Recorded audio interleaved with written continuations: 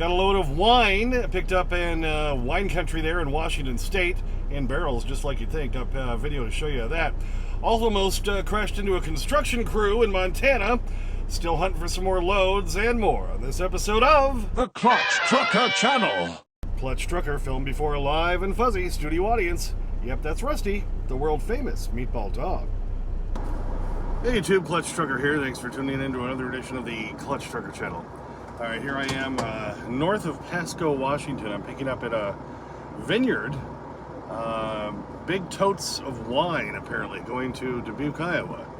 Let me kind of give you the lay of the land. All right, so see, there you go. You can see up ahead there. See, there's the vines. Here we are in Pasco, Washington. Big field over there. I'll show you how they're going to load it. Backed up to a ramp. All right, you can see there's the barrels of wine, just kind of like you'd imagine, on these racks so they can mount them into the truck that way. There's the big ramp. They don't have a dock here, so I have to back up to this ramp. It's chained to my bumper so it won't move as the guy is going up the ramp with the big barrels of wine. There were two big totes, but everything else is in the barrels. So you can see he's getting on there with those. And then that's the complete load. I've got it strapped in a couple of places, all ready to roll. Okay, so we got the wine all picked up. To do that load, now see, I delivered, of course, in Boise on Monday. Or Boise, I guess it's technically called. And I spent all day on the phone, on the load boards, looking for loads in all the wrong places. And I was just finding nothing. I was at it all day. I drove up to the Mr. Gas, the new one they have, just a little bit down from the TA there in Boise, and I knew they had crispy, crunchy chicken, and I'm a sucker for that stuff. So got some of that, and then kept trying, and I was pretty much giving up at that point, like about 4 o'clock in the afternoon. I figured, all right, I'd rather be back over that Mr. Gas. The only problem with it is the whole thing leans. I don't like leaning as little as possible. I mean, we got to deal with that as truck drivers every day. Our bed's leaning a little bit different, left or right, front or back. I want to be as flat as I can, so I went back over to the TA, and I was about to give up, and then Elliot called with a potential load. Well, that didn't end up working. We saw another one from Landstar of the load that we ended up taking, the one from Pasco, Washington. Paying not great, but not terrible, and even if you included all the deadhead miles, it's still, because it was a 4-hour drive from Boise over to Pasco, Washington. Actually, it was more closer to 5. But I stayed in Hermiston again at the Space Age Travel Center Monday night. So as soon as I booked that Monday night, got on the road, went over to Hermiston to the Space Age, and then got up the next morning. I had to do a split to make it work. But we did that, and then went and picked up the wine, sat there the rest of that 2 hours to finish that split, and then got moving. And yes, for those of you curious, they've been asking, what are the rates paid? So that was $2,800 to go all the way to Dubuque, Iowa is where that load's going. And like I say, if you don't include the deadhead, it's more like $1.60, $1.70 a mile. If you include the deadhead, it's about $1.35. But all of that was empty, so that's not bad. I got better fuel economy with that, and that's what I had to do to get out of there, unfortunately. So much better than a lot of the stuff that was there. That's why I couldn't find a load all day. So we took that, and so that's where we got on that. And then after I got loaded, went to Ritzville to the Loves there. I was just going to stop and cook some lunch, and my stomach was going off on me. I think that crispy, crunchy chicken did not agree with me from the day before, and I was just feeling like hell. So I went ahead and took my 10 there, got up and left around midnight today, which is Wednesday the 3rd, and made it all the way over here to Hardin, Montana, at the Loves. And then from here, I'm just going to drop down a little bit more and then take 212 across to cut off about 58 miles. If I stayed on 90, I'll show you the route. Okay, so there's where I started in Boise, Idaho, Monday night, and had to drive back up there. I stayed at the Space Age right there in Hermiston, Oregon, and there was my pickup, actually north of Pasco, because Pasco's right about there by my fingernail. All right, and then I drove up to that Ritzville Loves, and that's where I ended up staying, and around midnight, got back on the road again, did a full pre-trip, added more oil, yada, yada, yada. So went through Spokane, through that little bit of Idaho, into Montana, through Missoula, stopped, cooked lunch for me at the point, which was actually about breakfast in Missoula around there. I took Rusty out, and then we made it across there. I stopped in Laurel and Hardy, handshake, Laurel, Montana, grabbed a shower, and then you can see that blue triangle. That's where I am right now, and see it even says Love's Travel Stop. That's why I like the OTR 1010. And then from there now, I'm going to get up early in the morning, middle of the night, and here's that cutoff. This is Highway 212. If you stay on 90 down here across, you see it adds about 58 more miles. So we go across this way, tiny little slice of Wyoming, drop around into Rapid City, and then we go all the way across South Dakota, hit Sioux Falls. I'm going to drop down. I'm going to top off the fuel in Vermilion. There's a TA Express right there where the fuel's a lot cheaper. I'm going to have to put a little bit on there somewhere on the way, but I'm going to fill it all the way up there. Then we hit Highway 20 at Sioux City in Iowa, and we go all the way across right there to Dubuque. Then while driving today across Montana, I think it was somewhere around Bozeman or right after Bozeman, something like that. You know, there's this kettle hauler in front of me. So I start to move to the left lane because he's going a little bit slower than me. And then we're kind of bending to the left, and we start to bend back to the right. And then all of a sudden, there's this work crew in front of me saying left lane closed. And man, I had to hit on it. So there's the cattle hauler in front of me, and I'm moving over to the left lane. And as you can see, nothing ahead of me there. We're about to make that bend to the right, and everything looks good. So I accelerate a little bit as I'm trying to make it around Mr. Cattle Hauler, and look up ahead. All of a sudden, ho there! Hey, got to slide back to the right. Yeah, that wasn't so good.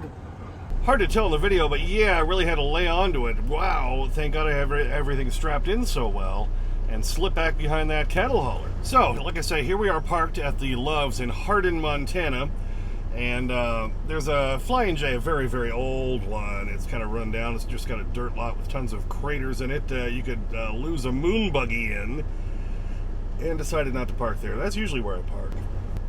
But the only reason I usually park there is because right across the street from it, there's a Taco John's, and I'm a sucker for Taco John's. But I cooked tacos for my lunch this morning while I was stopped in Missoula, Montana. So I wasn't ready for tacos again. And besides, anyway, I'm probably going to have a smaller dinner. I've got food here in the truck. I save so much on the truck, and plus that'll save me money. So we'll get up, like I say, in the middle of the night and leave here 3, 4 o'clock in the morning, something like that. And we're going to try to make it all the way through Sioux Falls, Sioux City, and a little bit into Iowa. And I found there's a newer little mom and pop truck stop we're going to try to make it at by tomorrow afternoon. Then I'll finish the last few hours to Dubuque on Friday morning. Again, we'll leave early in the morning, in the midnight hours. It's the midnight hours. Anyway, so that's the plan. When I did stop at the TA in Missoula, did get a new steering wheel cover. My other one was really worn, and my spinner on the old one, I've got it sitting around here. All right, here's the old one. This one was squeaking a lot. I know a lot of you complained about that in the videos, and you can see how the paint's all wearing off of it, because I use it all the time as I'm driving. I do like how this one is a little bit taller than the replacement I got, but I got a new steering wheel cover and a new steering knob. Yeah, there's a new steering wheel cover. Here's a close-up of the plushy part there. It's a little soft. And there's a new spinner knob. What do you think?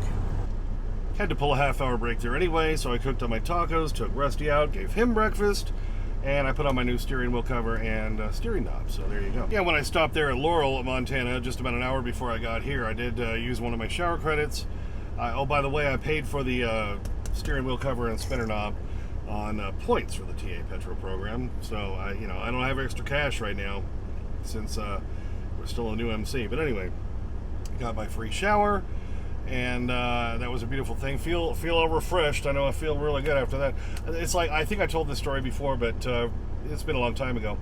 One time a few years back when I was going through Oklahoma in the middle of the night, some little tiny road, little tiny gas and sip there that was an Ambest, and so I was able to use my Ambest card to get a free shower. And when I came back out and brought the key back up to the counter, she said, "Oh, well, how was your shower?" And I said, "I saw the light. I've been baptized by the fire in your touch and the flames in your eyes. I'm born to love again. I'm a brand new man." And she just looked at me like, "Really? Like what? You know, not a Brooks and Dunn fan? We're in Oklahoma.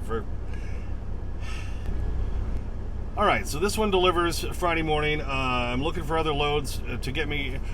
I have a possible load, H-Bar-N, who I did that one from Glen Rock to Wisconsin before. They called me again. They've been real happy with us so far. They want to keep working with us. And so he's got one on Monday, picking up in Glen Rock, going back to Wisconsin, which would be good because then that would put me back over that way. Wisconsin's a good place right now, and I can then get a load to get me back to the house by Friday night. Because my daughter's graduation from University of Arizona is on Saturday the 13th. So I'm trying to make that work. Wasn't able to find anything today. I kept looking all day and kept, seeing what I could find. We'll try again tomorrow. But I do have then another one from that same broker, H-Bar-N, going to get me back out of the house Monday after the graduation, going again from Glen Rock, Wyoming, over to Wisconsin. So I've got that part of it. I just got to get that middle part figured out, baby. Well, thanks for tuning in for that one. Just a quick update. Yeah, I thought the video of the wine stuff was pretty cool. And wow, almost hitting those construction guys. That other truck showing that lane was closed. Should have been much further back. What do you think? All right, and we're still hunting for some loads. We'll try again tomorrow morning as we're going to get on the road way before the crack of dawn, baby. Thanks for tuning in. Please subscribe. Please like and comment. I get your comments as soon as I can. Sometimes takes a few days because I'm a working truck driver. Clutch Trucker on Instagram, Clutch Trucker on Twitter, where I always put some Rusty stuff. And as always, sniff that magic YouTube fairy dust. Clutch and Rusty, out. Ghostbusters. Yes, we're for real. Yes, we're serious. You do? Really? You will? We got one! We start down here, you know that. All right, well, come on back down. Come on. It's still down here. And there it goes. All right. Loving that bacon strip, baby. So funny, he's gotten used to it now. As soon as he sees me pull out my video light, he knows, oh, the bacon strips are coming. The bacon strips are coming. He's all over that. Why? Because he is a bacon strip dog. Yep, he's a bacon strip dog. He's a bacon strip dog. Sometimes he eats too fast and it starts to cough. He's a bacon strip dog. There's another one for you. Oh, yes. It's a beautiful thing. Happy dog. I know some people tune in just for you, Rusty, so, you know. We try to keep the audience happy. What do you think? Yeah, baby. Munch, munch, munch. I like pizza, but I wouldn't eat it that fast. But that's just me. All right, happy dog look. I think you about got it. Oh, no, I see a couple crumbs down there. Better get those. There's one more. All right, now the happy dog look. Rusty, one more solid look. Come on.